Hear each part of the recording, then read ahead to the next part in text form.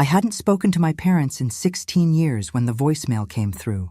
It was short, 13 seconds, and every word sliced through me like glass. "Rebecca, it's Mom. We need your help. It's about your father. Please call us back. It's urgent." For a few seconds, I thought my phone was playing a cruel joke. The same woman who once told me I was dead to her was now begging me to call her. I sat frozen on the leather couch of my Manhattan apartment, staring at the city skyline glittering outside the floor-to-ceiling windows. It was a Thursday night. My daughter was asleep in her room down the hall. Investors were waiting on a decision that could make or break my company. And yet, all I could hear was that trembling voice I hadn't heard since I was 16. A laugh escaped me, bitter, disbelieving, hollow. Mom needed my help? Where was her help when I was standing on the porch with a duffel bag, 6 months pregnant, and nowhere to go? The past has a way of knocking when you finally think you've locked every door. If you had met me back then, you'd never guess I'd become the kind of woman people write magazine articles about. Back then, I was just Rebecca Turner, the pastor's daughter from Maplewood, Ohio. The quiet girl who sang in the church choir, wore her skirts below the knee, and smiled politely at the neighbors even when they whispered about how strict my father was. Our house was the kind that smelled like lemon polish and control. Dad's Bible sat in the center of the dining table like a silent referee. Mom moved through the house like a ghost with a checklist: laundry, dinner, appearances. Love was conditional in our home. You earned it by obeying, and I was good at earning, until Jake Miller lived 2 streets away, the boy with oil-stained hands and blue eyes that made trouble look like freedom. He worked after school at his father's repair shop. I'd stop by under the excuse of needing a tire check, though I knew nothing about cars. He'd wipe his hands on a rag and smile that crooked smile. "You sure you need air or just attention, Becky?" I'd blush, roll my eyes, and tell him he was full of himself. But inside, I liked that he saw me. Not the pastor's daughter, not the straight-A student, not the good girl with perfect posture. Just me. The first time he kissed me, it was behind the high school gym after choir rehearsal. The floodlights flickered. The world felt huge and secret. When his lips touched mine, I felt like I'd been waiting my whole life for something that made no sense, but felt absolutely right. We were careful, or thought we were. But life doesn't care about careful. The first sign was the morning sickness. I remember gripping the sink, the smell of mint toothpaste making me gag. I stared at the mirror and whispered, "No, please, no." I was 16, a junior, a scholarship student at St. Mary's, and my father's pride. I could already see his face if he found out. Tight, red, veins popping near his temples like they did during Sunday sermons about sin. Jake tried to be brave when I told him. He held my hand, said, "We'll figure it out." But I saw the panic in his eyes, the kind of fear that makes boys run, and run he did. 2 weeks later, he stopped answering my calls. Then his family moved to Michigan for better work. Just like that, I was alone with a secret that could destroy everything. I hid it for as long as I could. Baggy sweaters, layers of excuses, but you can't hide a heartbeat forever. It was my mother who found out first. She was folding laundry when she noticed the prenatal vitamins in my backpack. That night at dinner, she placed them on the table beside Dad's Bible without saying a word. Dad's fork froze mid-air. "What is this?" he asked. My throat went dry. "Vitamins. For who?" When I didn't answer, he slammed his hand on the table. The sound echoed through the house like thunder. "For who, Rebecca?" I started shaking. "For me," Mom gasped. Dad's face turned the color of rage. "Are you telling me you're pregnant?" I nodded, barely breathing. The silence that followed was worse than the shouting that came after. I thought they'd ground me, send me away to some distant aunt's house, make me pray until I hated myself. But what they did was colder. Dad stood up, walked to the closet, pulled out a suitcase. "You've shamed this family," he said. "You will not live under this roof." Mom didn't look at me. She just stood by the table, gripping her wedding ring so tightly I thought it might cut her finger. "Please," I begged. "I have nowhere to go." Dad pointed to the door. "Then you should have thought about that before opening your legs." Those words still echo sometimes in my dreams. He handed me $50. $50 to start a life. $50 for my sins. It was November. The air was freezing. I stood on the porch with my duffel bag, the wind stinging my face, my tears freezing on my cheeks. Mom opened the door once, just enough to whisper, "You made your bed, Rebecca. Don't come back until you've learned what life really is." Then she closed it again, and just like that, I was gone. I spent that night on a park bench outside the church. I watched my breath turn into clouds under the yellow streetlight, my hands pressed against the curve of my stomach. Inside me, a heartbeat thumped, steady, defiant. It wasn't just my baby's heartbeat. It was mine too. That night, I made myself a promise. If my parents didn't want me, I'd become someone they'd regret losing. I didn't know how. I didn't know when, but I knew one thing. I wasn't done. And now, 16 years later, they wanted me back. Not because they missed me, not because they wanted to meet the granddaughter they'd never held, but because they needed something. I replayed Mom's message one more time. Her voice cracked halfway through. "It's about your father, please. It's urgent." I deleted it. Then I undeleted it. Then I sat there in silence until my daughter Lily walked in wearing her pink pajamas, rubbing her sleepy eyes. "Mom? Who were you talking to?" she asked. "No one, sweetheart. Go back to bed." She tilted her head, studying me. "You're crying." I wiped my face quickly. "Just tired, baby." "Mommy's okay." She nodded, hugged me, and padded back to her room. When the door closed, I looked out the window again. The city glittered below, proof that I had survived. Built something, become someone, but inside, that 16-year-old girl was still standing in the snow with $50 and a broken heart, and she wanted answers. So, I picked up my phone, scrolled to unknown number, and pressed call back. The line rang once, twice. Then a weak, familiar voice whispered, "Rebecca?" I froze. "Dad?" There was a long pause before he said it. "We need you. Please, we're going to lose everything." The first thing I noticed was how small his voice sounded. This was the man who once preached about righteousness so loud it shook the stained glass windows of our church. But now, his voice was paper thin. "Rebecca?"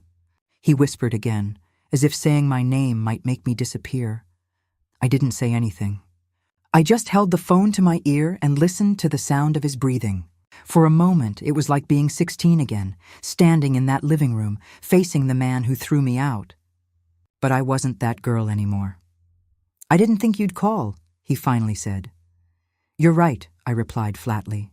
"I almost didn't." He let out a weak laugh, the kind that hides desperation. "Your mother and we need to see you. It's important." I closed my eyes. 16 years. Not a single birthday card. Not a single phone call to ask about the child I carried alone. Not one word. And now suddenly it was important. "What happened?" I asked. He hesitated. I could picture him sitting in that old kitchen with the ticking clock on the wall, gripping the receiver like a lifeline. "It's complicated. But your mother is sick and we're in trouble." Trouble. That word landed differently when it came from him. For years I was the trouble. I was the sin, the shame, the mistake. I swallowed. "You didn't call me when I was bleeding in a hospital bed after giving birth. You didn't call me when I was sleeping on floors and working 2 jobs. Why now?" His breath hitched. Because you're our daughter." I almost laughed. "I stopped being your daughter the night you locked the door behind me." The line went silent. Then a single word. "Please." Not angry, not demanding, just broken. Something inside me shifted. Not forgiveness, not even close, but curiosity. After everything they'd done, what could possibly make my father beg? "Fine," I said finally. "I'll meet you." I heard his breath catch, like he'd been underwater for years. "Tomorrow?" he asked, voice trembling. "Tomorrow," I repeated, and hung up. If you'd told me back then that I'd ever get a call like that, I would have laughed in your face. The night my parents threw me out, I walked 6 miles to the town shelter. The snow was falling in soft, heavy sheets. My shoes soaked through. My hands were shaking from the cold and from everything that had just shattered inside me.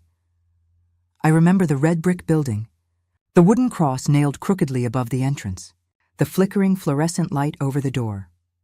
That was where I met Martha.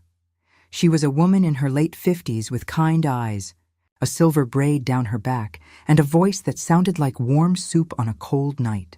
She wrapped me in a blanket, sat me down, and gave me the first hot meal I'd had since breakfast. "You're safe now," she said gently. "No matter what happened out there, you're safe in here." I burst into tears so hard my entire body shook. She didn't ask me for explanations or judgments. She just held my hand until the storm inside me settled a little. Martha became the mother my own mother refused to be. Over the next few months, I stayed at the shelter for teen mothers. I went to school in the morning, worked part-time at a diner in the evening, and prayed I could hold everything together long enough to keep my baby. Every Sunday, I'd walk past my parents' house. The curtains were always closed. They never opened the door, not once. The next morning, I stood in front of the mirror, staring at the woman I'd become. Black blazer, silk blouse, gold necklace, hair perfectly styled, no trace of the terrified girl they abandoned. Lily was already at school. She didn't know the truth, not all of it. She knew her grandparents existed. She also knew they'd never been in her life. As I applied lipstick, a thought burned at the back of my mind. Why now? Why after 16 years of silence? I grabbed my keys and walked out. We agreed to meet at a small coffee shop on Fifth Avenue. It was neutral ground, public, quiet, and far away from Maplewood. I spotted them the moment I walked in. My father sat stiffly at a corner table, wearing the same black wool coat I remembered from my childhood. His hair, once thick and dark, was now gray at the edges. His shoulders, once broad and intimidating, seemed smaller somehow.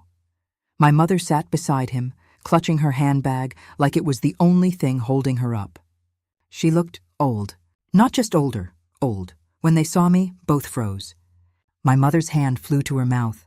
My father stood halfway, unsure if he should hug me or stay seated. I didn't make it easy for them. I walked over slowly, heels clicking against the wooden floor. "Rebecca," Dad said softly. "Pastor Turner," I replied. The look that flashed across his face, shame, hurt, regret, almost satisfied something in me. Almost. I sat down without hugging them. A waitress came, and my mother ordered chamomile tea like she always did. My father ordered black coffee. I didn't order anything. For a minute, no one spoke. Then my father cleared his throat. "You look successful," I tilted my head. "Is that why you called?" He flinched. It was my mother who broke first. Her voice cracked like old wood. "Rebecca, your father's business is failing. We've lost almost everything. Business. The same church my father ran with iron fists and self-righteous sermons. The same community that turned its back on me because he told them I was a sinner. What do you want from me?" I asked. Dad lowered his gaze. "We need help. Financial help," I laughed softly. "Financial help. From the daughter you abandoned with $50 and a suitcase." Tears filled my mother's eyes. "We made mistakes." "Mistakes." I leaned forward, my voice low but sharp. "Throwing your pregnant 16-year-old out into the cold isn't a mistake. It's cruelty." Dad's jaw tightened. "We did what we thought was right at the time." I shook my head. "No, you did what made you look good to your church." Silence. People at nearby tables glanced our way, sensing the storm at our table. The weakness I'd never seen, my father's hands trembled on the coffee cup. I don't think I'd ever seen them tremble before. He looked like a man who had built his life on a mountain of rules and watched it crumble beneath him. "Rebecca," he said finally, "we're going to lose the house, the church, everything." "And what?" I asked. "You thought I'd just write a check?" My mother reached for my hand, but I pulled it back before she could touch me. "Please," she whispered. "We're not asking for much. Just enough to help us get through this." "We have nowhere else to turn," I wanted to scream. I wanted to remind her of the night she whispered, "You made your bed, Rebecca." But instead I said, "You turned your backs on me when I needed you. Why should I do any different now?" Her face crumpled like paper. Flashback. The last letter. The year after I left, I wrote them a letter. I told them about Lily. I told them how much I wished they'd been there to hold her. I got no reply. That letter is still somewhere in a shoebox under my bed, a reminder that I tried. Back to the coffee shop. My father's eyes glistened, not with anger, but something I'd never expected to see in him. Regret. I know I don't deserve your help, he said quietly. But your mother is sick. She needs treatment. We can't afford it. That hit me harder than I wanted it to. My mother's hands shook. She reached into her bag and pulled out a stack of medical papers. I didn't take them, but I saw enough. The hospital logo, the word oncology.cancer. I felt something twist inside me. Not forgiveness, not pity, just the complicated ache of a daughter who once begged these people to love her. For a moment, I saw not the parents who threw me out, but two old, fragile people staring down the barrel of their own mistakes. The offer dad leaned forward. We need $10 million. That's how much it will take to save everything. The church, the house, her treatment. I almost laughed. $10 million. When they abandoned me, they thought I'd end up broken and small. They never imagined I'd build something worth begging for. 10 million, I repeated slowly. Do you even hear yourselves? My father swallowed. We know you have it, and that stung. They didn't call because they missed me. They called because I was their last option. I stood up. Rebecca, my mother whispered. Please, I stared at them. The people who once saw me as a stain, now looking at me like salvation. I'll think about it, I said. My voice cold, and then I walked away, leaving them sitting at that table, drowning in the silence they created 16 years ago. The taxi ride as the cab pulled away from the coffee shop. I stared at the city flashing past the window. My heart pounded in my chest, not from pain, but from power. For the first time in my life, they needed me. But what they didn't know was that forgiveness has a price, and I wasn't sure they could afford it. The moment I stepped out of that coffee shop, the cold air hit me like a slap. It was early March, gray skies, wind slicing through the streets, and somewhere far away, a church bell was ringing noon. I stood on the curb, clutching my bag so tight my fingers ached. For 16 years, I had dreamed of seeing my parents again, but not like this. Not with them sitting across from me, hollow and desperate, begging me for money. I thought it would feel satisfying. It didn't. The truth is, revenge doesn't always taste sweet. Sometimes it tastes like old grief reheated and served cold. As the taxi pulled away, I caught one last glimpse of them through the window, my mother's shoulders trembling, my father staring down at his untouched coffee. For a second, I almost told the driver to turn back. Almost. The echo of the past that night. I couldn't sleep. The city was silent, but my mind wasn't. Every sound pulled me back to Maplewood. The creak of a door, the whisper of wind, the hum of the refrigerator. Memories I'd buried under success and self-control began clawing their way up again. The night they threw me out.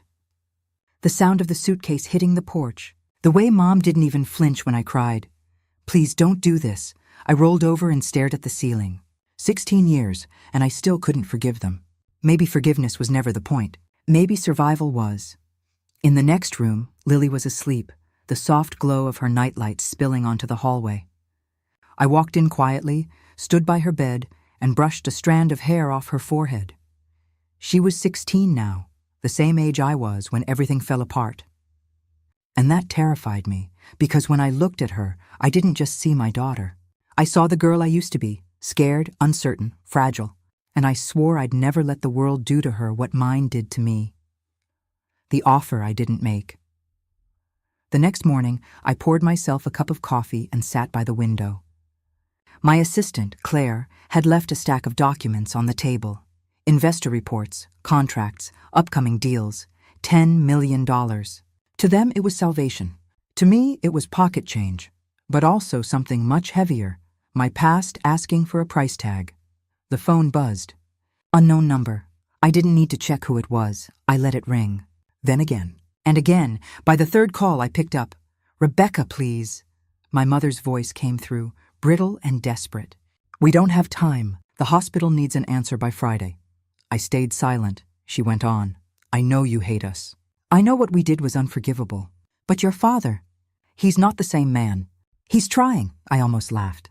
He's trying now that the walls are crumbling. Mom, I said quietly, You never even met Lily." The line went quiet. "I know," she whispered. "I think about her every day. Do you?" I asked, my voice shaking despite myself, "because the last time you saw me, I was pregnant and freezing on your doorstep." She didn't answer. For a long time, all I heard was the sound of her crying softly. "Please," she said again. "Just come home. Talk to your father. He's not well either." I took a deep breath. "I'll think about it." And before she could say another word, I hung up. Flashback, the birth thinking about home always brought me back to the night Lily was born. It was February 17th, 2009. A snowstorm had shut down half the city. I was in a small hospital outside Cleveland, alone, terrified, and holding onto the rails of a hospital bed. Martha was there.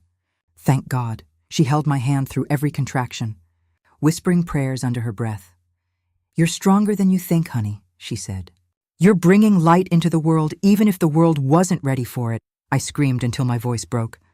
And then a cry, tiny, perfect, fierce.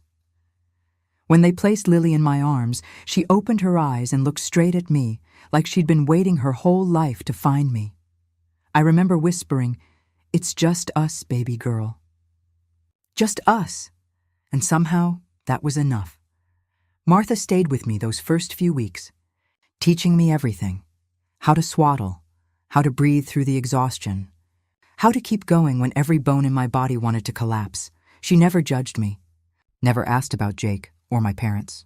She just cared. That kind of love changes you. It teaches you that blood doesn't always mean family. Back to present, the decision. By Thursday, I had convinced myself not to go. I told myself I'd done enough, that some wounds didn't deserve reopening. But that night, Lily found the old photo box. I walked into the living room and saw her sitting cross-legged on the rug, flipping through pictures of a teenage girl she barely recognized. "Is this you?"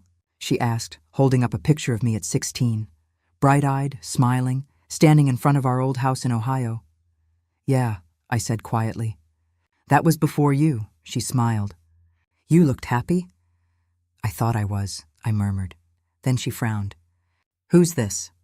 It was my parents, her grandparents, in their Sunday clothes, arms stiffly around each other, pretending for the camera that everything was perfect. "They're family," I said finally. Her eyes widened. "Wait, you mean I have grandparents?" I froze. In 16 years, I had never once said the words out loud. She blinked. "Are they dead?" "No," I whispered. "They're just gone." She studied me with that same piercing gaze she'd had since she was a baby. "Maybe you should talk to them, Mom, before it's too late." I almost laughed at the irony. She didn't know the whole story. She didn't know that they had chosen their pride over me, but the way she said it, soft, innocent, hopeful, broke something inside me. That night, I packed a small bag, just in case. The return Friday morning, I boarded a flight to Ohio. It was the first time I'd been back since that night. As the plane descended, the sight of the small town made my chest tighten. The old church steeple still cut through the skyline like a finger pointing to heaven. The streets looked smaller, the houses closer. When I stepped out of the airport, the cold smelled the same, a mix of pine and memory. A car was waiting. My father had sent one of the church volunteers to pick me up. The driver was polite, quiet, didn't ask questions. As we drove through Maplewood, everything looked frozen in time. The diner where I used to work, the park bench where I cried the night I left, the streetlight that flickered above me like it was watching, and then the house. White paint peeling. Curtains drawn, the front steps sagging under the weight of years. I stepped out slowly, my boots crunching on the snow. For a long moment, I just stared at the door. The same door that once slammed in my face.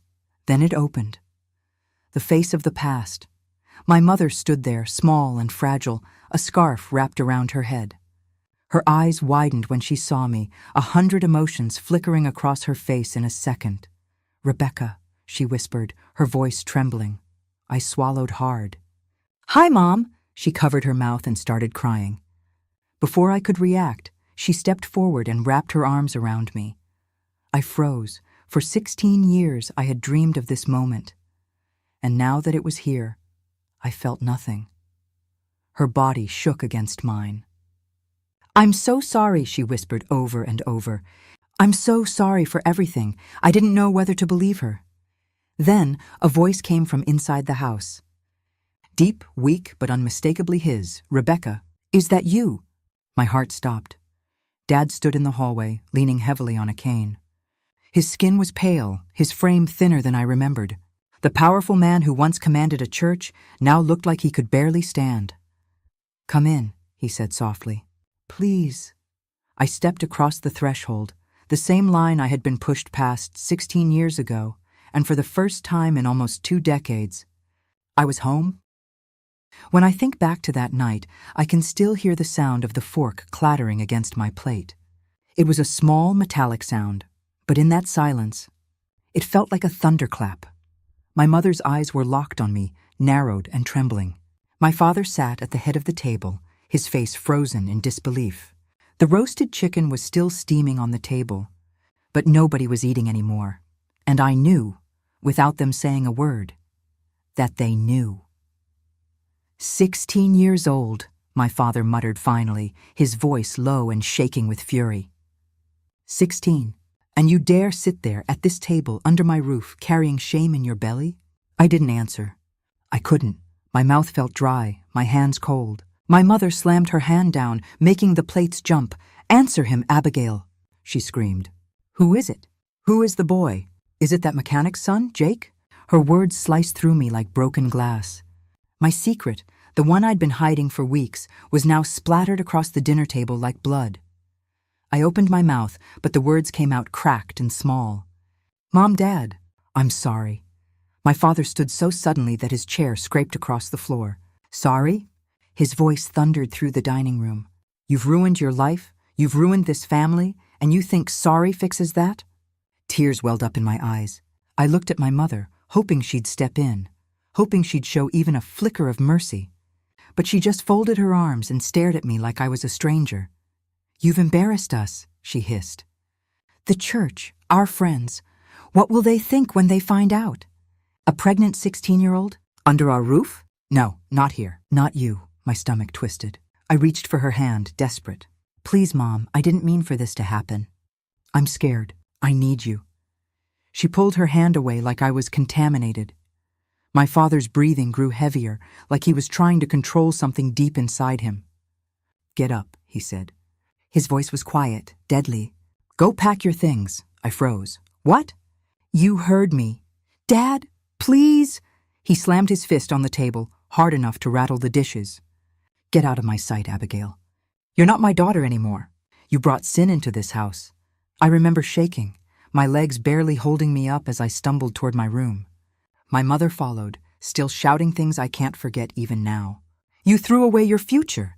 You threw away everything we gave you. You disgust me."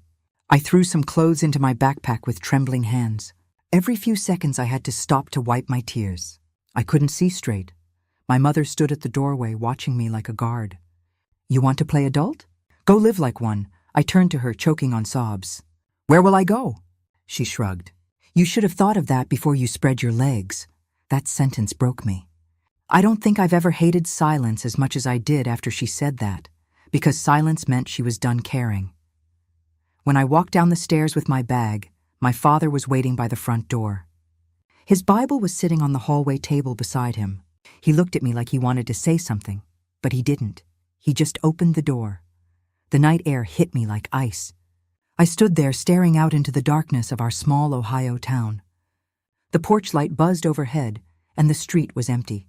I turned back, hoping, praying that one of them would stop me, that my mom would run after me, or my dad would say, "Wait, come back inside."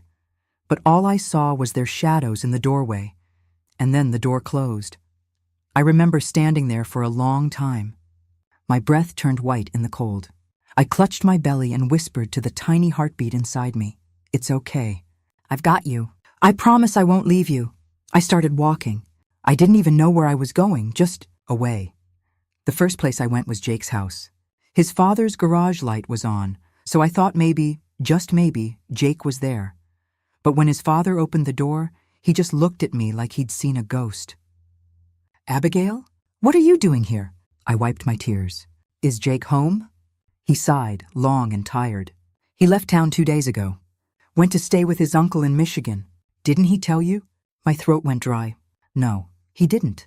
He frowned, then noticed my bag, my face, my shaking hands. "Are you all right? You look—" He didn't finish the sentence. He knew I couldn't stay there. I couldn't explain. So I just nodded and said, "I'm fine," and walked away. The night was darker than I'd ever seen it. I ended up at the bus stop near the corner store where I used to buy candy as a kid. I sat on the bench and hugged my knees. The lights from passing cars painted streaks across my wet cheeks. For the first time in my life, I truly felt alone. Not the kind of loneliness you feel when your friends don't text back, but the kind that seeps into your bones, whispering that nobody in the world cares if you live or die. At around 11 p.m., a woman came out of the store carrying coffee. She looked about 50 with kind eyes and a knitted scarf. She stopped when she saw me. "Sweetheart, are you okay?" she asked. I tried to nod, but instead I broke down, ugly, uncontrollable sobbing. She sat next to me and rubbed my back. "It's okay, honey. Whatever it is, you'll get through it." I didn't know her name. I didn't know why she stopped. But that night, she was the only person who showed me a bit of kindness. When she asked where I was staying, I told her the truth. Nowhere. She hesitated, then pulled a card from her purse. "There's a shelter a few blocks down, St. Mary's. They take in girls your age. Go there tonight, okay? They'll help you." I took the card, my hands still trembling. "Thank you," she smiled softly. "Don't thank me yet, sweetheart. Just promise me one thing." I looked at her. "Promise me you won't give up on yourself." I don't remember the walk to the shelter, only the way my feet hurt and how heavy my backpack felt. The building was old, with a cross above the door and dim yellow light spilling from the windows.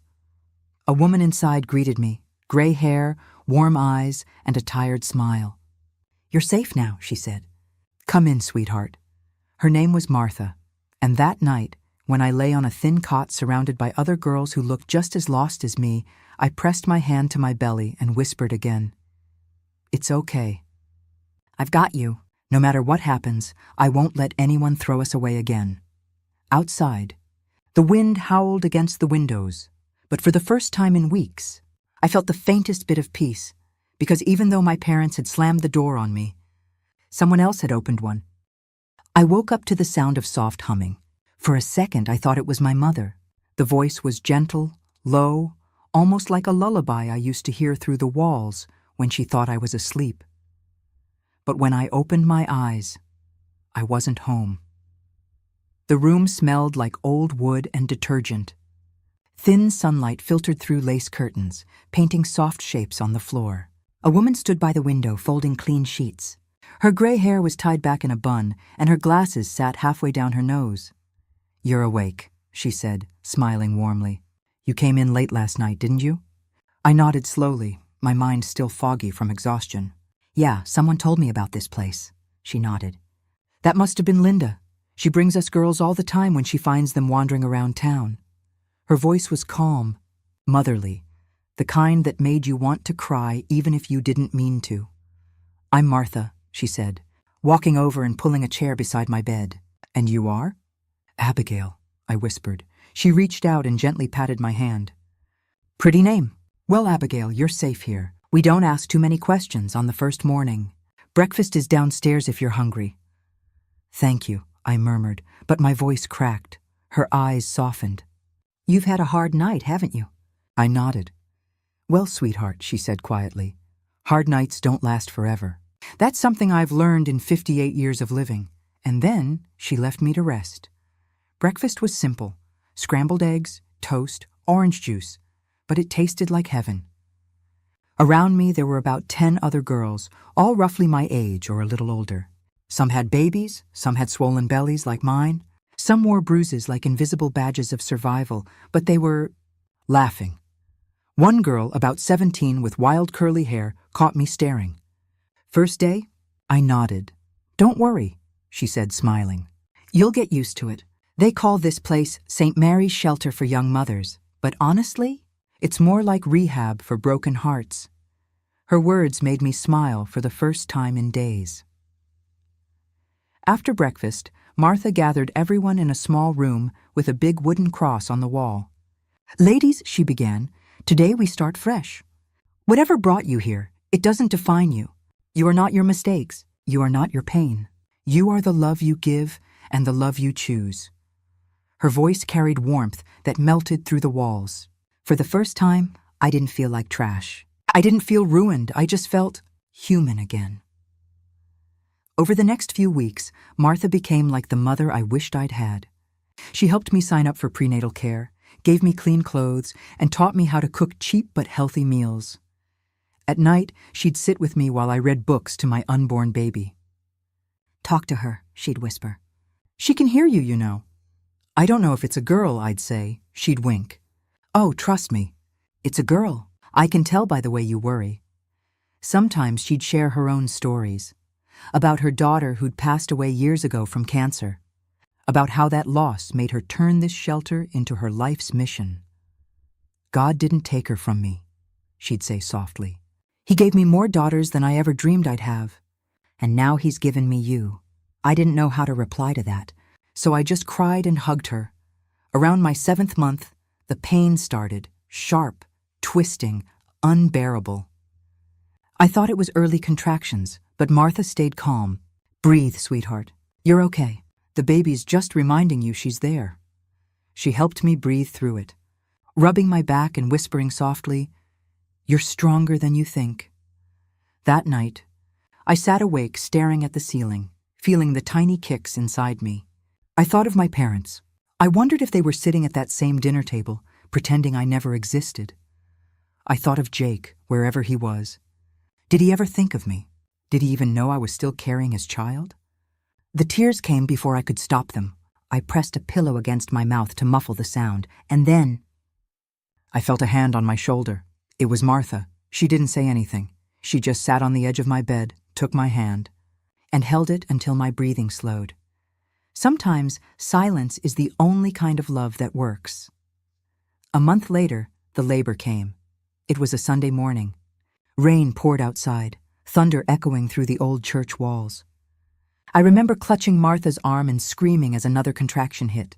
"You're almost there, honey," she said, wiping my forehead with a damp cloth. Just one more push. I wanted to give up. The pain felt endless. But then I heard it. An impossibly small cry cutting through the storm, and suddenly it was over. They placed her in my arms, tiny, warm, perfect. Her skin was soft as rose petals, her eyes half open like she was already judging the world she'd been born into. I looked down at her and whispered, "Lily?" Martha smiled through her tears. "Lily," she repeated. "It suits her." I cried harder than I ever had. Every tear that fell carried the pain of what I'd lost and the beauty of what I'd gained. Lily wrapped her tiny fingers around mine, and I swear in that moment I felt God's forgiveness in her touch. The weeks after her birth were a blur of exhaustion and wonder. I learned how to bathe her, feed her, rock her to sleep. The shelter became my world. Every morning, Martha would come by and whisper, "How's my favorite little miracle?" She'd hold Lily and hum softly while I rested. And every night, when the world went quiet, I'd whisper to my daughter, "We're going to be okay, Lily. I promise you. No matter what it takes." Sometimes I'd catch Martha watching us from the doorway, smiling sadly. One night, I asked her, "Do you ever get tired of taking care of people like me?" She shook her head. "No, sweetheart. Because every time one of you girls stands back up, I feel like my daughter's watching and smiling." I didn't know what I believed in anymore. God, fate, forgiveness. But I believed in Martha. And I believed in Lily. And for now, that was enough. But peace doesn't last forever. As months passed, the shelter's funding began to dry up. Martha received letters, official, cold letters, from the state, from donors pulling out. One evening, she sat me down in her office. Her smile was weak. "They're closing us down, Abby. I'm sorry." My heart sank. "What will happen to everyone?" "They'll relocate most of the girls." "But you," she paused, tears filling her eyes. "You're strong. You've grown. You'll find your way." I know it. That night, as I watched the sunset over the cracked church windows, I made a decision. I wasn't going to let Lily grow up the way I did, afraid, abandoned, dependent on others. I was going to make something of myself, no matter how long it took. The day I left St. Mary's, Martha hugged me tighter than anyone ever had. Promise me one thing. Abigail, she said softly. I looked at her, tears in my eyes. Anything. Promise me you'll never forget where you came from. Because when people like you rise, they're the ones who can save others like you used to be. I nodded, crying. I promise. She kissed Lily's forehead. Goodbye, my little miracle. Go make the world better. And as I walked away from that shelter, with one arm holding my daughter and the other carrying a small duffel bag, I felt something I hadn't felt in a long time. Hope. Not because the world had changed, but because I finally believed I could. The first few months after leaving St. Mary's were the hardest days of my life. There were mornings when I woke up with Lily's tiny fingers tangled in my hair, her soft breathing against my neck, and I'd just stare at the ceiling wondering how we were going to make it another day. We were living in a small room above an old laundromat in downtown Columbus. The rent was cheap because the pipes groaned all night and the heat barely worked. Sometimes, when the winter winds pushed through the cracks in the window, I'd wrap Lily in 2 blankets and press her against my chest just to keep her warm. But every time she smiled, every time her big brown eyes found mine, it felt like a reminder. You have a reason to keep going. I worked wherever I could. During the day, I cleaned offices for a janitorial company. At night, after Lily fell asleep, I studied on an old laptop someone at the shelter had given me. Martha's voice still echoed in my head every time I thought about quitting. Don't forget where you came from, Abigail. But don't let it decide where you're going. So I kept going. The first job that felt like a real chance came when I started working at a diner called Rosie's Place. Rosie was a tough woman in her 50s, red lipstick always perfect, voice like gravel from too many years of cigarettes. She reminded me of what my mother could have been, if my mother had ever learned compassion. Single mom? Rosie asked when I came in for the interview. Yes, I said, nervous. She studied me for a long moment, then handed me an apron. Then you already know how to multitask. Be here at 6 tomorrow. That diner became my lifeline. I poured coffee for truck drivers, wiped tables after crying teenagers, and learned to fake a smile even when my feet throbbed. But Rosie looked out for me. When I couldn't find a sitter, she let me keep Lily in a playpen in the corner booth. Customers would coo at her while I worked, and sometimes someone left $1 under her blanket for the baby. Those little moments kept us alive. One night, after a double shift, I came home and found an eviction notice pinned to the door. I just stood there in the hallway, holding Lily, staring at the paper. We were behind by 2 weeks. I had nowhere else to go. I sat on the floor and cried. Not the quiet kind, but the desperate, shaking kind that makes your chest ache. Lily woke up and started crying too, like she could feel it. That's when I decided something had to change. I couldn't keep living paycheck to paycheck. I couldn't keep begging the world for scraps of mercy. So after I put Lily back to sleep, I opened my laptop and started searching. Free online college courses. Scholarships for single mothers. Remote jobs. It felt impossible at first. But slowly I started learning. Basic coding, data entry, website design. I'd type with one hand while rocking Lily with the other. And little by little, something clicked. By the time Lily turned 3, I'd landed a part-time job doing freelance data work for a small marketing company. The pay wasn't much, but it was enough to move us out of the laundromat apartment into a 1-bedroom unit with real heat and clean walls.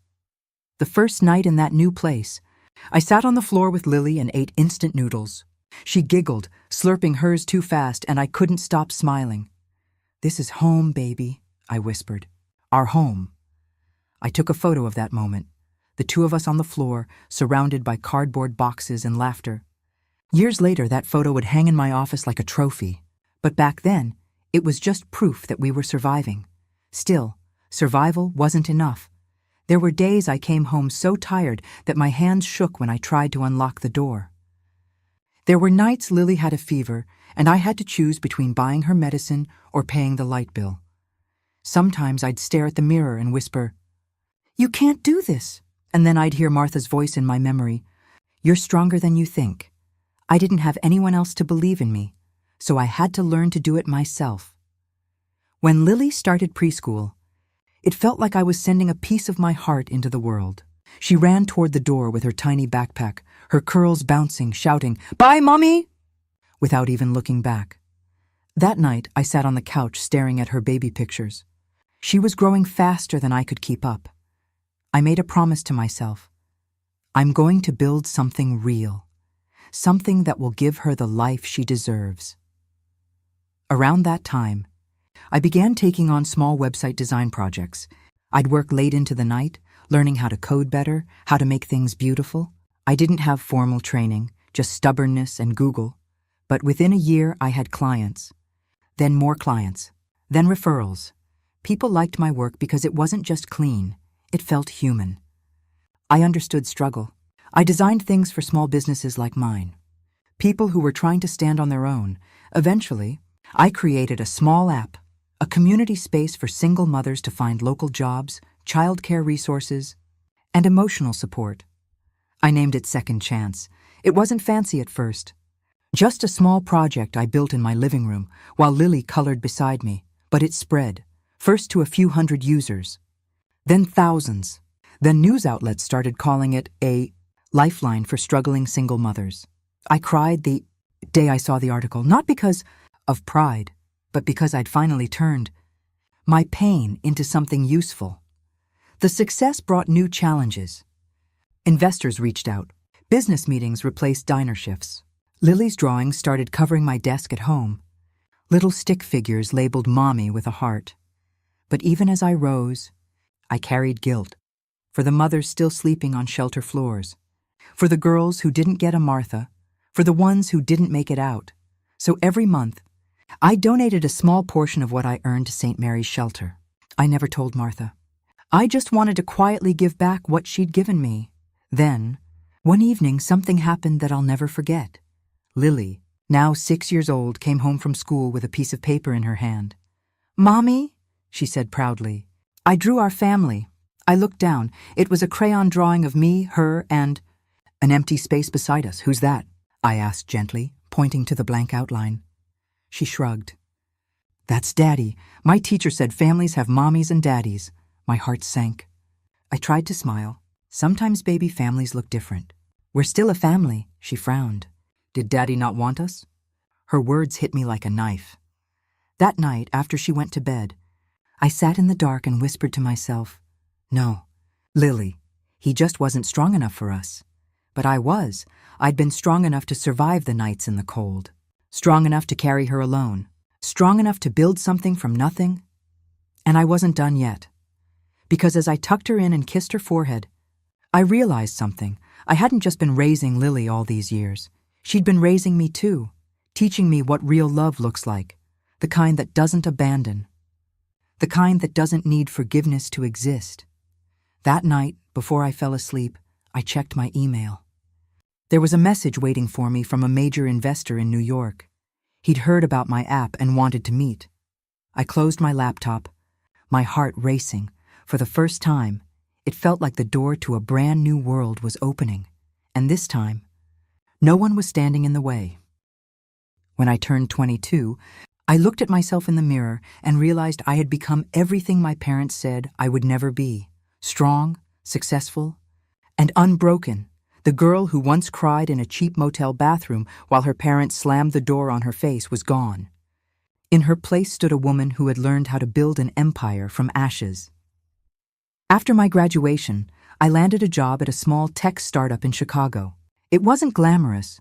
The office smelled like burnt coffee and the computers were older than me, but it was mine. Every day I'd drop Lily off at daycare, kiss her tiny forehead, and head to work with a determination that scared people. Because deep down, I had this burning goal, to prove them wrong.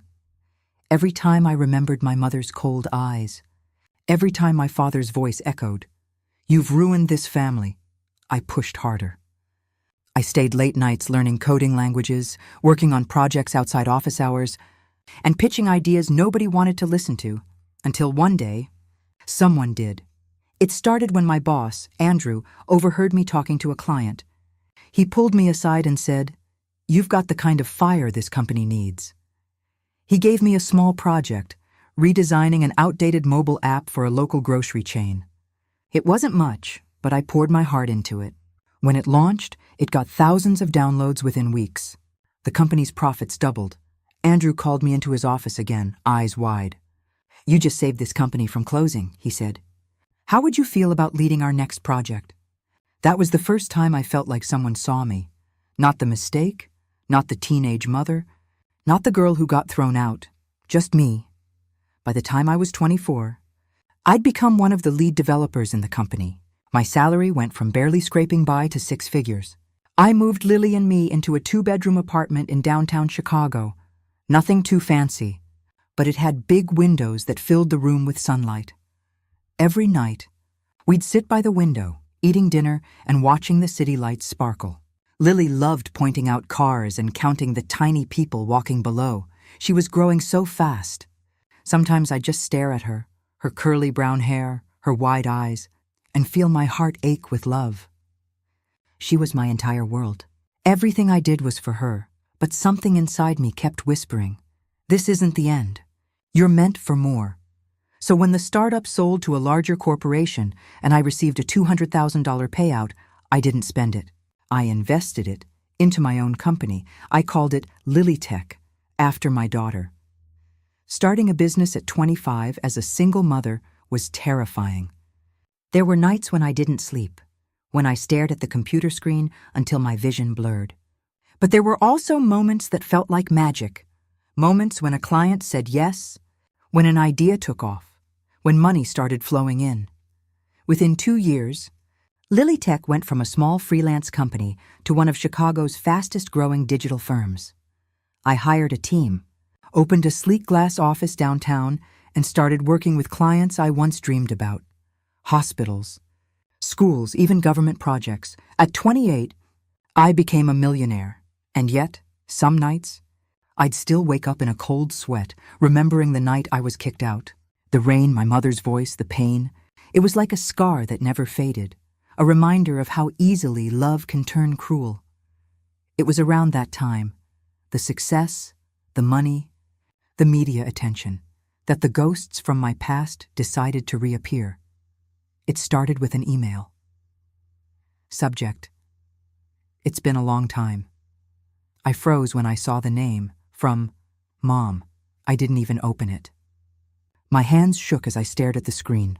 After years of silence, years of pretending I didn't exist, she suddenly wanted to talk. That night, I sat by the window with my laptop open, heart pounding, reading and rereading that subject line.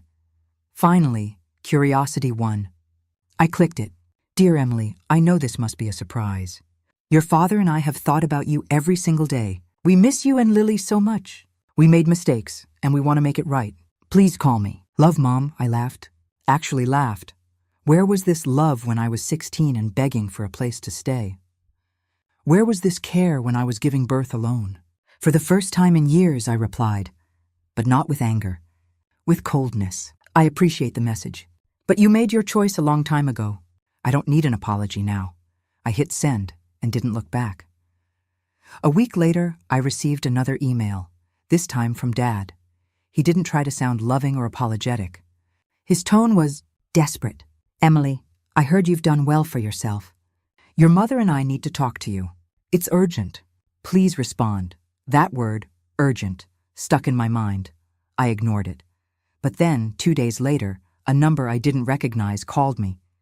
I let it go to voicemail. When I listened to the message later, my blood ran cold. It was my mother's voice. She was crying. "Emily, please. We need your help. Your father's company. It's in trouble. We could lose everything. Please call me." I sat there in silence, my heart racing. For years, they had erased me. Now suddenly they needed me. I didn't know whether to feel satisfied or sick. Maybe both. That night, I poured myself a glass of wine and sat by the window while Lily slept. The city lights flickered outside, and for the first time in a long time, I felt something dangerous bubbling inside me. Power. They had all the control once. Now, I had it, but I also had something they didn't, a conscience. So I decided to meet them. Not out of love, not out of pity, but because I wanted to look them in the eyes and show them who I had become. Not the pregnant teenage girl they threw away, but the woman who built herself from nothing and didn't need them anymore. I didn't know it then, but that decision, agreeing to meet them, would lead to the most shocking confrontation of my life. Because when I finally sat across from my parents after 12 long years, they didn't just want forgiveness, they wanted $10 million. I'll never forget the moment I saw them again. It was a chilly October afternoon in Chicago, that kind of cold that seeps into your bones but still feels strangely alive. I sat at a corner table in a quiet, upscale cafe downtown, the kind with soft jazz playing and the faint smell of roasted coffee beans in the air. I'd picked the place carefully, public, calm, safe. When the door opened and I saw my mother and father step inside, my breath caught in my throat. They looked older, much older than I remembered. My father's once black hair had gone completely gray, his shoulders hunched slightly forward, his expensive coat hanging loosely like it no longer fit him. My mother, who used to wear diamonds and perfume that cost more than my rent, now looked tired. Her face was pale, her lipstick uneven, her eyes searching. For a second, I almost felt sorry for them, almost. When their eyes met mine, I saw something flicker there. Surprise, then pride, then something else. Something darker. My mother was the first to speak. "Emily," her voice trembled. I didn't stand up. I just nodded toward the seats across from me. Mom, Dad, they sat. There was a long silence, the kind that hums in your chest. My father finally cleared his throat. "You look, well, I am," I replied. My mother forced a smile. "And Lily? How is she?" "She's amazing," I said. "Top of her class. She loves science." Mom nodded, her eyes glassy. "That's wonderful." I wanted to believe her. But I could see the discomfort in her expression, like saying my daughter's name burned her tongue. We made small talk for a few minutes, though none of it felt real. They asked about my business, my house, my life. I answered politely like a stranger, and then it happened. The moment the air shifted. My father took a deep breath, folded his hands on the table, and said, "Emily, there's something we need to tell you." I waited. He exchanged a glance with my mother. She looked down, then back up at me, tears already forming. "Our company," she whispered, "is in trouble." There it was. I leaned back, my heartbeat steady but cold. "What kind of trouble?" My father sighed. "Financial. Very serious financial trouble. We made some bad investments over the years. Real estate, stocks. We thought they were solid, but they weren't," I finished. He nodded grimly. "We've lost almost everything. The bank is threatening to foreclose on our house. We've taken out loans, and now we can't pay them back." I just stared at him, feeling a strange mixture of disbelief and bitterness. "So you're broke," I said flatly. He hesitated. "Yes." My mother reached across the table, her fingers trembling. "Emily, we didn't come here to burden you, but we need your help." I froze. She continued. "We heard about your company, your success. You've done incredibly well for yourself, and we're so proud of you. But sweetheart, we're desperate. The bank is threatening to take everything next month unless we can pay off our debts." I said nothing. I just waited. Then she said it, the words that would echo in my head for months. "We need $10 million. I blinked. "Excuse me?" My father spoke quickly. "We wouldn't ask if we weren't in serious danger, Emily. You're our daughter. You have the means to help us. If you could just $10 million? I interrupted, my voice sharp. "That's not help." "That's a ransom." My mother flinched. "Please don't talk like that. How should I talk?" I said, my voice trembling now, rising. "Because the last time I asked you for help, you told me to leave your house and never come back. Remember that night? I was 16, pregnant, terrified, and you slammed the door in my face." Tears spilled down her cheeks. "We were wrong, Emily. We were scared." "No," I cut her off. "You were selfish." My father's jaw tightened. "We made a mistake, but that doesn't change the fact that we're family." "Family helps each other," I laughed, an ugly, bitter sound that made the people at the next table glance over. Family? I whispered. You stopped being my family the day you chose your reputation over your daughter. For a moment, none of us spoke. The silence was heavy, suffocating. Finally, my mother broke it. Please, Emily, your father's health isn't good. If we lose the house, we'll have nowhere to go. You have more money than you could ever spend. I looked at her, really looked. For the first time I saw not my mother, but a stranger. A woman who once threw her own child away, now begging that same child for salvation. And I realized something. I didn't owe them a thing. Not forgiveness. Not money. Not a second of my peace. I stood up slowly, pushing my chair back. I'm sorry, I said, my voice calm but final. I can't help you, my mother gasped. Emily, please. No, I said again. You made your choice. Now live with it. My father's face went red with anger. You ungrateful little... I leaned down, meeting his furious eyes with an icy smile. You taught me how to survive without love, Dad. Turns out, I also learned how to survive without guilt. Then I turned and walked away. Outside, the cold air hit me like a slap. I didn't cry. I didn't shake. I just kept walking until the cafe disappeared behind me. By the time I reached my car, I exhaled, a long, shaking breath that felt like release. 12 years ago, they threw me away. Now they were the ones standing in the storm. It should have felt like victory, but instead it just felt empty. That night, I sat on my balcony with a glass of wine, watching the city lights flicker beneath a velvet sky. Lily came out in her pajamas, rubbing her eyes. Mommy, why are you sad? I smiled softly. I'm not sad, baby. Just thinking. She climbed into my lap, her little head resting on my shoulder. About Grandma and Grandpa? I froze. How do you know about them? She shrugged. You talk in your sleep sometimes. I laughed quietly, pressing a kiss to her forehead. Yeah, maybe I was thinking about them. She looked up at me with those wide brown eyes. Do you love them? The question hit me like a punch. After a long silence, I said, I think. I love the people I wanted them to be. Lily nodded, sleepy and innocent. That's okay, Mommy. You don't have to love everyone. I hugged her tighter. You're right, baby. You don't. I thought that would be the end of it. I thought walking away was the final chapter.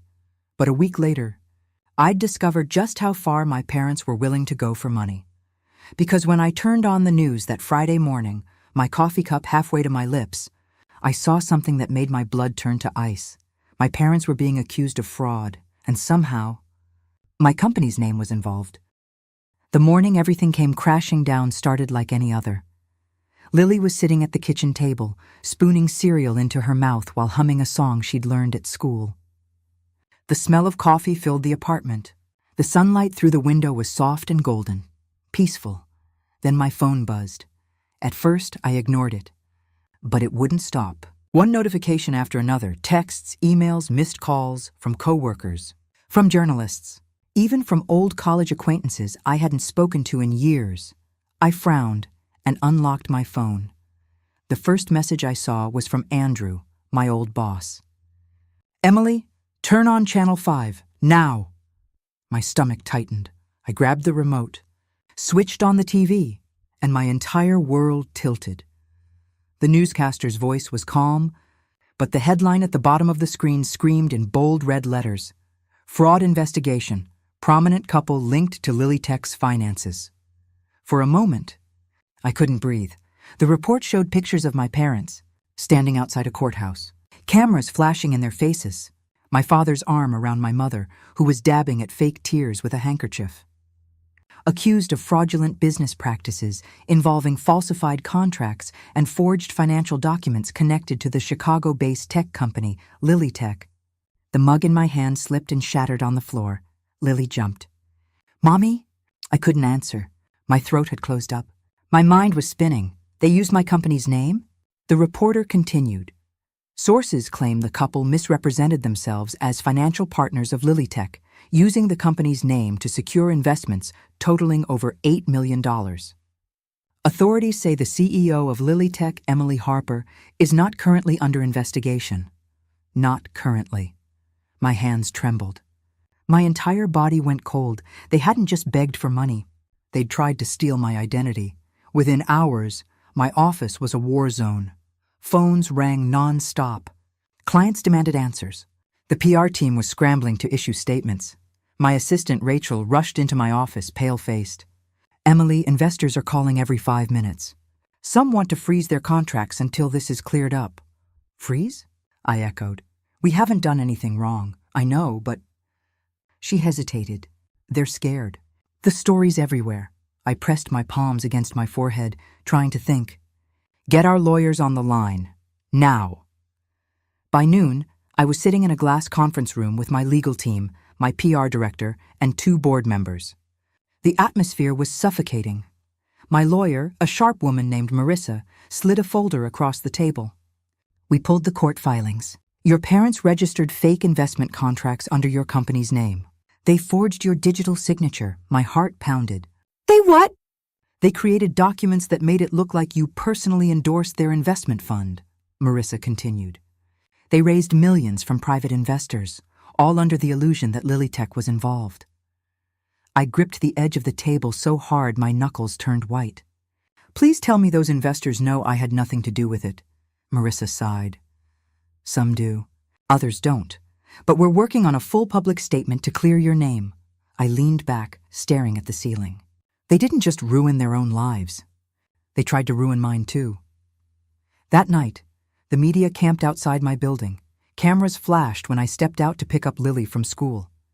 Reporters shouted my name, asking if I knew my parents were criminals, if I helped them, if I'd comment on the scandal.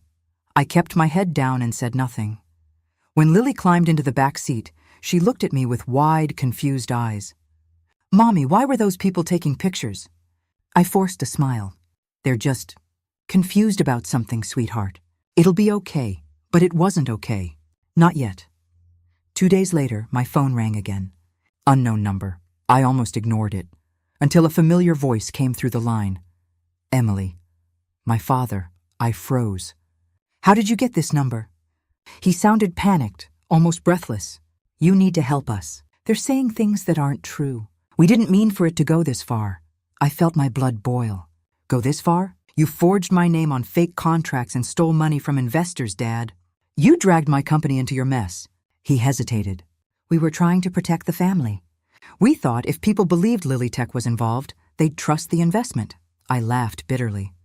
"Protect the family? The same family you destroyed when you threw me out at 16? Silence. Then, quietly, "We were desperate." "You should have been desperate 12 years ago," I said coldly, "when your daughter was living in a motel, pregnant and hungry." He tried again. "Emily, please. They're going to take everything. The house, the cars." "Good," I snapped. "Maybe that'll teach you what loss really feels like." Then I hung up, and for the first time since I was a teenager, I cried. Not out of weakness, but out of pure, exhausted rage. The investigation dragged on for weeks. My company's lawyers worked tirelessly to clear our name. Slowly, the truth came out. Proof that I had no involvement, digital trails showing my parents forged my signature, bank records linking every transaction to them. Public opinion shifted. The news stopped mentioning me and started calling them the Harpers, the couple who tried to scam their own daughter. They were arrested 2 weeks later. I didn't go to the courthouse. I didn't send money for bail. I didn't even call. But one night, my doorbell rang, and when I opened it, there stood my mother. She looked thinner, broken. Her hands shook as she clutched her coat around her. "Please," she whispered, her voice cracking. "They let me out on bail. I just needed to see you." I stood in the doorway, silent. Tears streamed down her face. "I don't expect forgiveness. I don't know how we became these people, Emily. We lost ourselves." "We lost you," I swallowed hard. "You didn't lose me, Mom. You threw me away," she sobbed. "I was wrong. I know that now. I'll spend the rest of my life knowing that." Her knees buckled slightly. I caught her out of instinct. The same woman who once pushed me out of her home. For a long moment, I just held her there. Not because I forgave her, but because I finally realized something. I wasn't that broken girl anymore. I didn't need revenge. I didn't need their love. I had already won, by surviving, by succeeding, by raising Lily in love, not hate. I gently steadied her and said, "Mom, you need to get help. For you, not for me." She nodded weakly, whispering, "I'm sorry." Then she turned and walked away.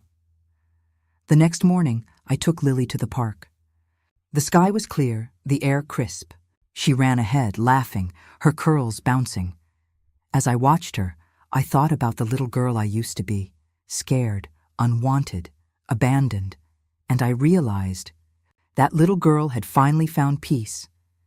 But my parents' story wasn't over, because a few months later, just when I thought the past had finally gone quiet, I got a letter. No return address. Inside was a single piece of paper, my father's handwriting, and what it said changed everything I thought I knew about my family. The letter arrived on a gray, windy morning in March. It looked ordinary. Plain white envelope, no return address, just my name written in shaky handwriting I instantly recognized. My father's. For a long minute, I just stared at it. I didn't want to open it. My heart felt like it was caught between dread and disbelief. He was in jail. He shouldn't have been able to contact me directly. I stood by the kitchen counter, coffee growing cold in my hand, debating whether to throw it away or open it. Lily was at school. The apartment was quiet. Finally, I slid a knife under the flap and opened it. Inside was a single sheet of paper, folded neatly in half. When I unfolded it, the first line made my stomach twist. "Emily, if you're reading this, then I've already lost everything." I sank into a chair, my eyes racing down the page. "There's something I never told you, something your mother doesn't even know. When you got pregnant at 16, I wasn't angry because of the baby. I was angry because I recognized the name of the boy who got you pregnant." My hands froze. His name was Ryan Caldwell. He was the son of the man who destroyed my business 20 years ago. The man who ruined our lives, forced me into debt, humiliated me in front of everyone I knew. When I found out you were carrying his son's child, I lost control. I saw you as a betrayal, not my daughter, but a reminder of everything I hated. That's why I threw you out. That's why I said those terrible things. I blinked, reading that part again and again, my heart pounding in my ears. Ryan. That name hit me like lightning. He'd been my first love. Sweet, quiet, the boy who used to sneak me notes in class and play guitar by the lake. He never told me much about his family, only that they were complicated. I never knew how complicated. "I convinced myself I was protecting you from him," the letter continued. "But the truth is, I was protecting my pride. I couldn't stand the idea that my daughter loved the son of the man who ruined me, so I destroyed you instead. You didn't deserve that." Tears blurred my vision. I read the next part slowly, my hands trembling. "When I saw you again, successful, independent, everything I could never be, I realized how much I'd failed you. I asked you for money because I was desperate, yes, but also because I thought if you saved us, maybe it would erase what I did. But I see now that I don't deserve saving." I covered my mouth as tears slipped down my cheeks. "Emily, I don't expect forgiveness. I just needed you to know that I was never angry at you, only at myself. You were the best thing I ever had, and I destroyed it. I hope one day you'll find it in your heart to live free of my shadow."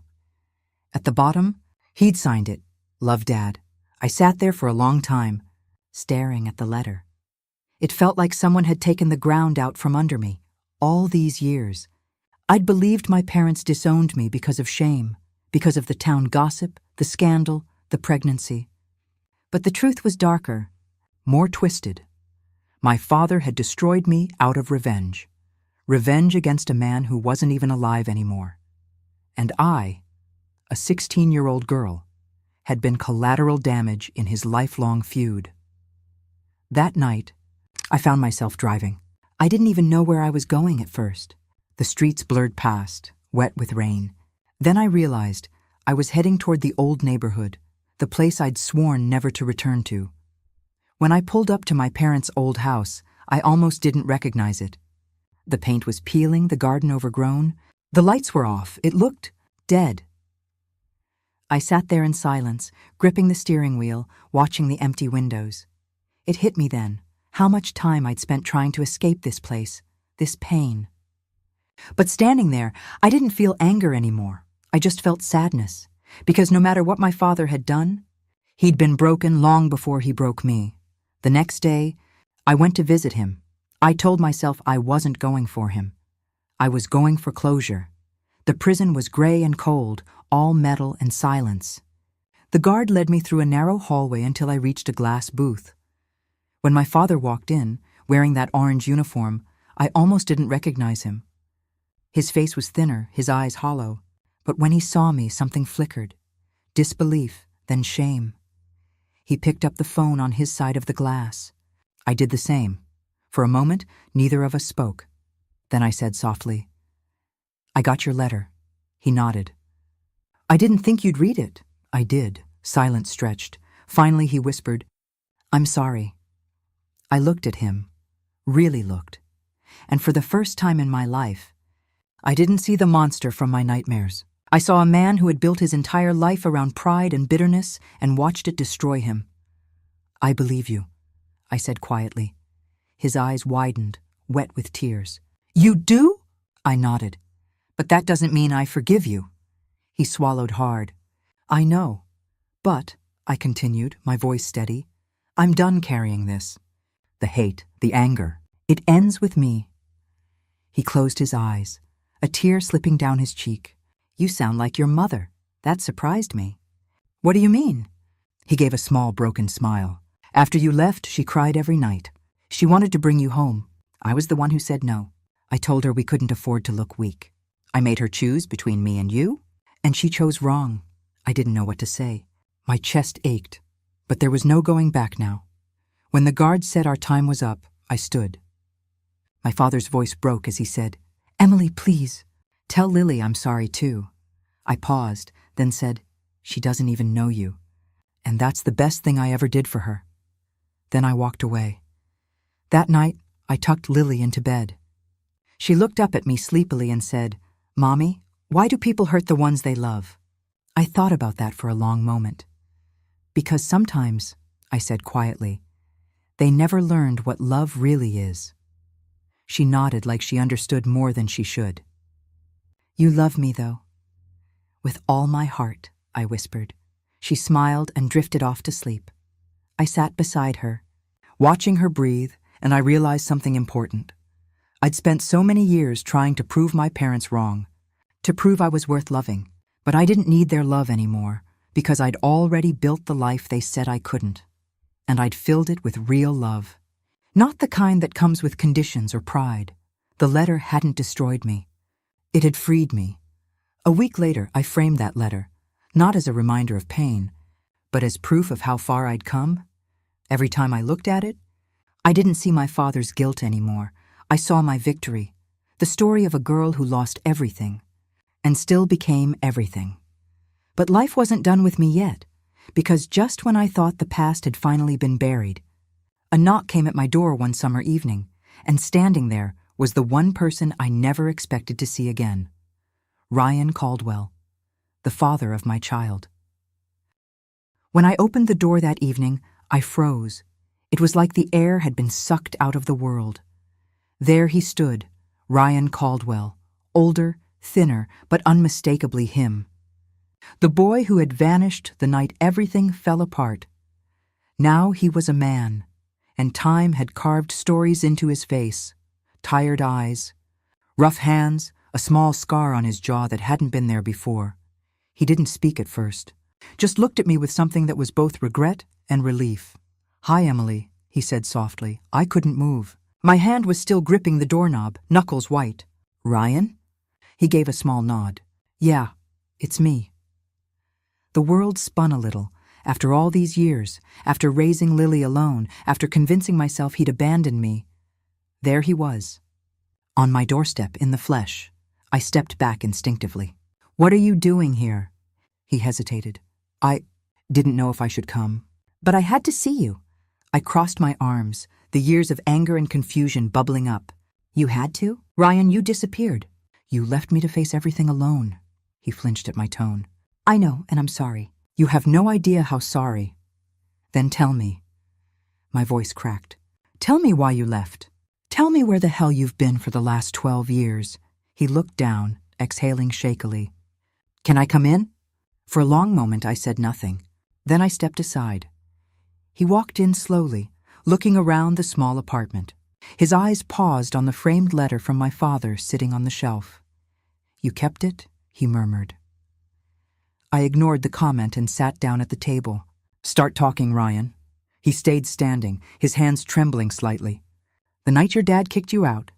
"He called me." I frowned. "What?"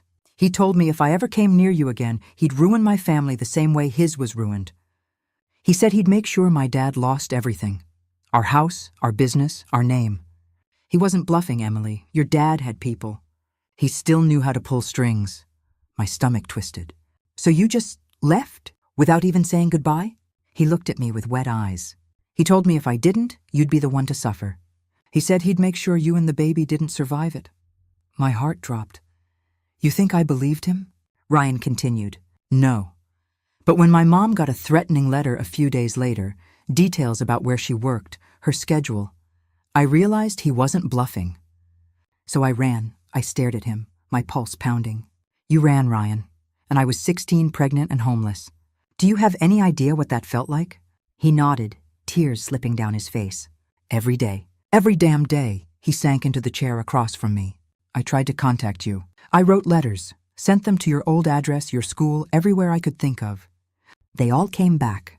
And when I finally got enough courage to come back, you were gone. Everyone said you'd left town.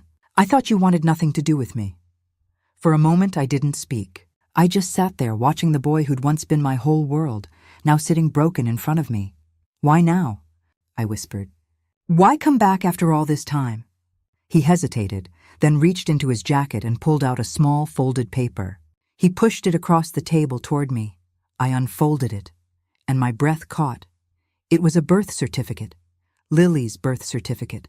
But something was wrong. Under father's name, it didn't say unknown. It said Ryan Caldwell. My blood ran cold. "How did you—" "I didn't put it there," he said quickly.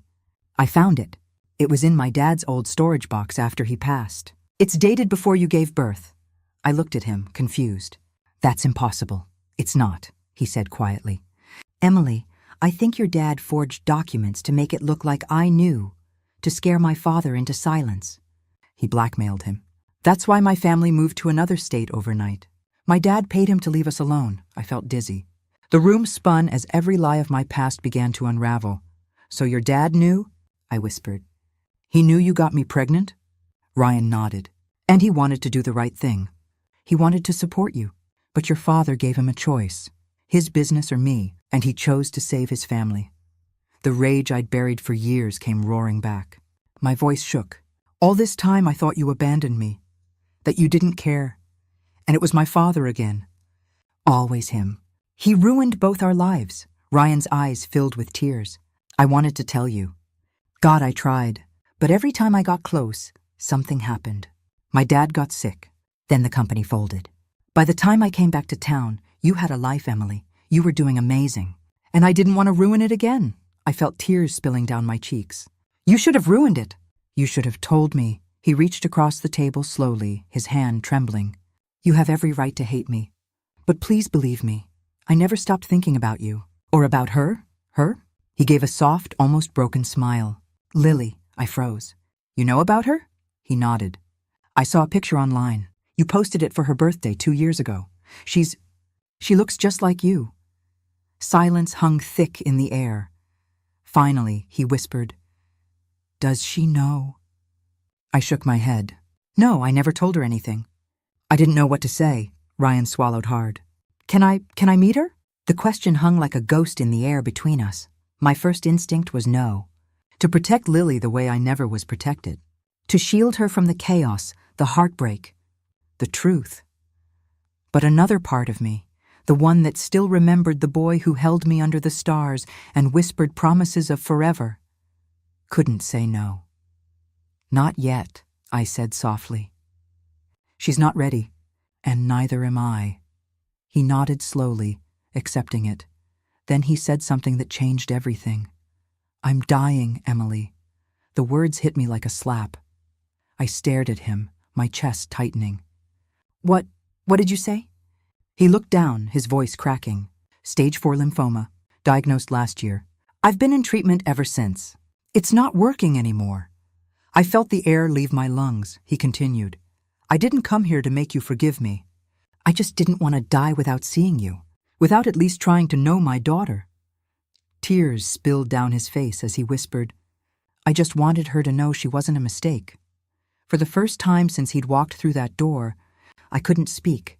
I just sat there shaking, staring at the man who once vanished, now standing at the edge of death.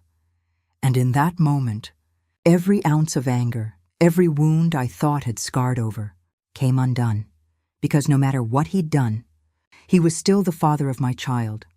That night after he left, I went to Lily's room. She was asleep, hugging her favorite stuffed bear. I sat at the edge of her bed, brushing a strand of hair from her face. How do you tell a 12-year-old that the man she's never met, the one she's asked about 1,000 times, was never gone because he stopped loving her?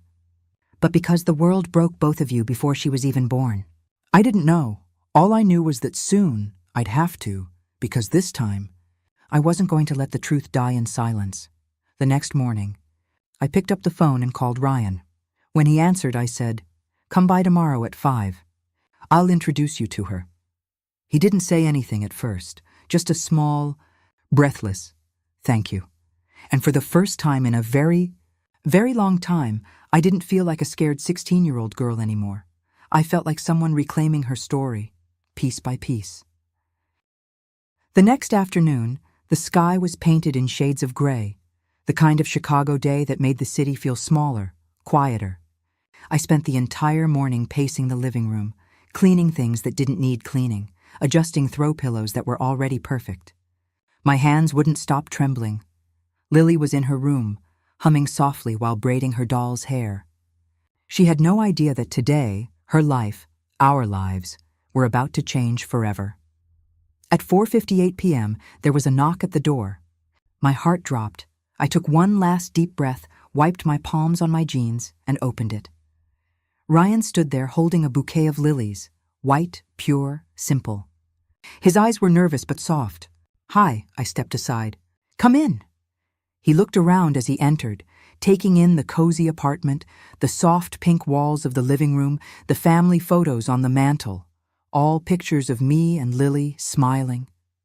It was like he was walking through the years he'd missed. "She likes flowers," I said quietly, nodding toward the bouquet. "You remembered." "I remember everything," he whispered. Before I could respond, Lily's voice floated from down the hall. "Mom, who is it?" I turned. "Come here, sweetheart." She skipped into the room, her brown curls bouncing, still in her unicorn pajamas. But when she saw Ryan, she stopped. Her big hazel eyes, his eyes, studied him carefully. Ryan knelt down slowly, his voice barely above a whisper. "Hi, Lily." She tilted her head. "Hi." There was a pause. She glanced at me, then back at him. "Who are you?" My throat tightened. Ryan swallowed hard. I'm someone who's wanted to meet you for a very long time." She blinked. "Are you Mom's friend?" He smiled faintly. "You could say that." I could feel my pulse hammering in my chest. "Lily," I said softly, kneeling beside her, "there's something I need to tell you. Something important." She looked up at me with that innocence only kids have. "What is it?" I took her hands in mine. "You know how it's just been you and me all these years?" She nodded. "Well, the man's standing right here. He's your father." The words hung in the air like smoke. Lily blinked once, twice, then looked at Ryan again, as if studying his face for clues. "My dad," she whispered. Ryan's eyes filled with tears. "Yeah, sweetheart. I'm your dad." Silence. Then she did something neither of us expected. She smiled. A small, shy smile that made Ryan's tears spill over. "Do you like pizza?" she asked. Ryan laughed. That same deep laugh I remembered from when we were teenagers. "I love pizza." "Then you can stay for dinner," she said confidently. "We're having pepperoni." I couldn't help but laugh through my tears. Ryan wiped his eyes, his voice trembling. "I'd like that very much. Dinner was surreal." Lily talked the entire time about school, her science fair project, her best friend Zoe, and how she wanted to be an astronaut and a baker. Ryan listened to every word like it was music, every so often. I'd catch him looking at her with a mix of awe and heartbreak, as if trying to memorize her face before it was too late. When dinner ended, Lily ran to her room to grab the pictures she'd drawn for show and tell. Ryan followed her, kneeling beside her desk, letting her explain every single one. And for a moment, just a fleeting, fragile moment, it felt like we were a family. Like the 12 years between us had vanished, but deep down, I knew the clock was ticking. Later that night, after Lily fell asleep, Ryan and I sat on the balcony, wrapped in silence. "She's perfect," he whispered. "She's everything I ever hoped she'd be." I nodded, staring out at the city lights. "She's strong, brave, smarter than I'll ever be." He smiled. "That's you in her." Then his smile faded. "I need to tell you something." I turned. His tone was different, heavier. He looked down, twisting his hands together. "It's about Lily, about the birth certificate." My stomach knotted. "What about it?" He hesitated. "When I found it in my dad's storage, there was a note attached. It wasn't from my dad." I frowned. "Who was it from?" He looked at me, his eyes full of dread. "Your mother." My blood ran cold. "She wrote that she fixed everything, that you didn't need to know who Lily's father really was." "Emily, I think your mother changed the records." "What are you talking about?" He pulled a folded piece of yellowed paper from his jacket pocket and handed it to me. It was the note. My mother's handwriting, elegant, precise. "For Emily's sake, it's better if no one knows. This way, she'll never find out what really happened that night." My hands shook as I read it again. What night?" Ryan's face was pale. "Emily, when you told me you were pregnant, I never doubted you." "But what if—" I stood up, cutting him off. "Don't you dare finish that sentence." He swallowed hard. "Your father hated me. Your mother, she was terrified of what people would think. What if something happened at one of those parties your parents made you go to? What if—" "Stop, Emily, listen to me. If she forged documents, if she erased names, maybe it was to cover something even worse." I felt sick. My body went cold. "You're saying Lily might not be yours?" Ryan's eyes filled with tears. "I'm saying your parents might have lied about everything, including who hurt you." The room spun. Suddenly I was 16 again. In that cold hospital bed, my parents whispering to doctors, signing papers I wasn't allowed to see. My memory was fractured. Certain nights blurred, replaced by what they told me happened. Could they have lied about that too? I sank to my knees, shaking. No, that can't be true." Ryan crouched beside me, his hand hovering near my shoulder but not touching. "I don't know what the truth is." "But you deserve to." I looked at him through tears. "Why are you telling me this now?" "Because," he whispered, "I'm dying, Emily, and I don't want to leave this world with lies between us." That night, I couldn't sleep. I sat by Lily's bed, watching her chest rise and fall, the soft sound of her breathing steady in the dark. Every word of that note echoed in my mind. This way, she'll never find out what really happened that night. What night? What had they done to me? I reached for Lily's hand, my heart breaking in a way I hadn't felt since the night I was disowned.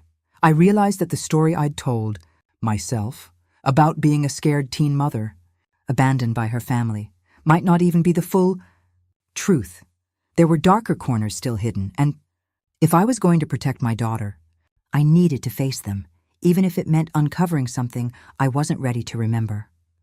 The next morning, I called someone I swore I'd never speak to again, my parents' old lawyer. When he answered, I said, "It's Emily Matthews. I need to know the truth about what happened when I was 16. There was silence on the other end. Then he sighed. "Emily, if you open that door, you won't like what you find." I clenched the phone. "Open it anyway." I didn't expect the lawyer to actually call me back, but the next morning I got a message. "Come alone. Bring ID. Don't tell anyone." It was raining when I pulled up to his old downtown office, the same building my parents used to visit when they handled family business. The elevator creaked. The hallway smelled of paper and dust, and every step echoed like a warning. When I entered his office, Mr. Cole looked smaller than I remembered. His once black hair was thin and white, and his hands trembled as he reached for a manila folder on his desk. "Emily," he said quietly, I should have burned this 12 years ago. He slid the folder toward me. Everything your parents hid, it's all in here. My pulse roared in my ears. Inside were photocopies, hospital intake forms, psychiatric notes, and a notarized statement. With my mother's signature. The date, June 18th, 2012. The night they kicked me out. I skimmed the top page, a hospital report. Patient exhibits confusion, short-term memory loss. Administered sedation per parental consent. Sedation? I had no memory of that. Mr. Cole, I whispered. What is this? He rubbed his temples. Your parents called me that night. They said you'd been assaulted by someone at a party, but they refused to press charges. They paid the hospital to keep it quiet. They told everyone you'd been with your boyfriend. I felt the blood drain from my face. So Ryan wasn't... I don't know, he said. But I can tell you your father threatened the hospital with a lawsuit if anyone released the DNA report. My heart nearly stopped. There was a DNA test? He nodded. 2, actually. The first one disappeared. The second was sealed by court order, at your mother's request. He handed me a smaller envelope. This is a copy I kept, against their wishes. I tore it open with shaking hands. The words blurred at first. But one line burned into me. Paternal match, Robert Matthews, 98%. My father. My own father. The room spun. The air vanished. Please tell me this is a mistake. Mr. Cole's eyes filled with pity. I wish it were. I couldn't breathe. The world tilted sideways, crashing into years of lies, forced smiles, and false memories. He whispered, Your mother knew. She wanted to protect the family name, so she erased everything. She told you the baby was Ryan's. She told herself it was Mercy. I stumbled to my feet, shaking. Mercy! She let me think my father saved me when he was the monster. Mr. Cole didn't answer. He just said, You deserve to know the truth. Now you do. I walked out into the rain, numb. My entire life, every belief, every scar, had been built on a lie. That night, I sat in my car outside Ryan's apartment, gripping that envelope. When he opened the door, I just handed it to him. He read it once and turned pale. Oh my God. I told you, I whispered. They destroyed both our lives. Ryan's voice broke. Emily, this means Lily is your father's... I know! I screamed, collapsing against the wall. Don't say it! He caught me before I hit the floor. For the first time, I cried like the 16-year-old girl who'd been silenced that night, louder than I ever had before. The next morning, I knew what I had to do. The truth had nearly killed me, but silence would finish the job. I went live. I opened my laptop, hit record, and started speaking, not as a CEO, not as the woman who made $10 million, but as a daughter who'd been betrayed. My name is Emily Matthews, I said. When I was 16, my parents disowned me for being pregnant. Today, I found out why. I told everything. The hospital records, the sealed DNA, the threats, the lies. I even showed the papers on camera. My voice trembled, but I didn't stop. For 12 years, they called me a disgrace. They said I ruined the family. But the truth is, he did. When I hit upload, my hands shook so hard I could barely close the laptop. By nightfall, it had 10 million views. By morning, reporters were outside my building. Headlines exploded across every screen. CEO exposes her parents' darkest secret. Wealthy couple accused of abuse and cover-up. My parents went into hiding. My mother released a statement denying everything, calling me mentally unstable. But then, the hospital whistleblower came forward. Then Mr. Cole released his own affidavit, and within a week, my father was arrested. Ryan stayed by my side through it all, even as his health worsened. One night, hooked to an IV in his hospital room, he whispered, You did it. You broke the curse. I held his hand. No, we did. He smiled weakly. Tell Lily. I'm proud of her. Tell her yourself, I said, but he didn't make it through the week. At his funeral, Lily held my hand tight. Mom, is Daddy in heaven? Yes, baby, I said softly. He's finally free. She looked up at me. Are we free too? For the first time, I didn't hesitate. Yes, sweetheart. We are. 3 months later, I got another letter, This time from a correctional facility. It was from her. Emily, I know you hate me. I hate me too. Your father convinced me it was love. By the time I realized what it was, you were already pregnant. I wanted to protect you from the truth. I thought if I buried it, you could have a life. I was wrong. Please forgive me before I die. Momai sat for a long time, staring at the paper. My therapist told me forgiveness doesn't mean permission. It means freedom. So I wrote back, Mom, you protected your name, not me. But I forgive you, not for you, for me, because I refuse to carry your shame anymore. Goodbye. I mailed it the next day. And then I went to the courthouse and filed papers to legally change my last name, from Matthews to Caldwell. Lily and I would share Ryan's name, the only man who ever tried to do right by us. A year later, I opened the Lily Foundation, helping teenage mothers get education and housing without judgment. Every scholarship letter begins the same way. You are not your parents' mistakes. Sometimes I still get messages asking why I didn't give my parents the $10 million they begged for. I always answer the same. Because they already took everything that mattered. I wasn't giving them my soul, too. I used to believe survival meant pretending it didn't hurt. But healing. Healing means looking at the wound and saying, I see you. You don't own me anymore. My parents disowned me for being pregnant at 16. Years later, they begged me for $10 million. But what they really wanted was power. And what I gave them instead was the truth. This is my family now. Built from ashes, held together by truth.